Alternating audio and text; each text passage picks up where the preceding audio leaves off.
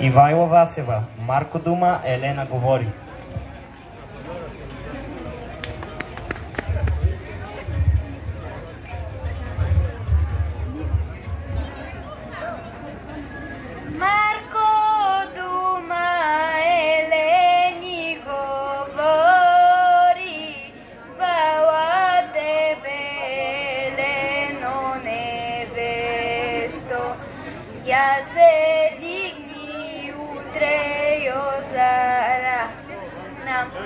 Da omesiš bebele pogače,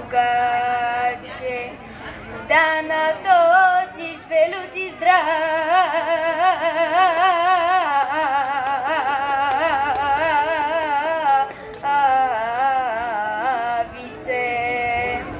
da si spraviš do dva dobri konja, tada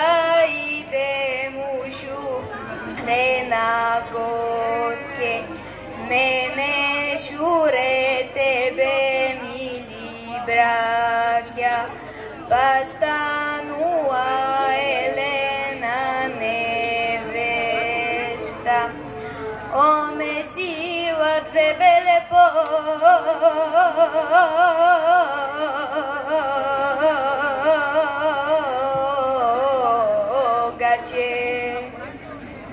Станува Елена невеста, помесила две беле погаче, наточила две люте здравеце, па посправи до два добри коня.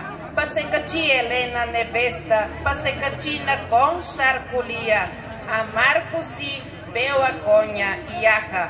Ка настали у гуру зелено, люта дремка Марко отурила, и си Марко Елени продума. Яси окни, Елено невесто, яси окни, та песен запой. Ега би ми дремко раздремала, отговара Елена невеста. Би окнала Марко кралевичи, би окнала с пълно гърло, ала имам любе Арнаутин, Арнаутин с нощче църнодренче, че излезне тебе да погуби. Яси окни, не мой да спираш. 9 годин гине яси тражим, с него сили да премерим. Па окнала Елена невеста, от едно гърло 2 гласа излазе. Па се явил гине Арнаутин, па се били с Марко 3 дни и 3 нощи.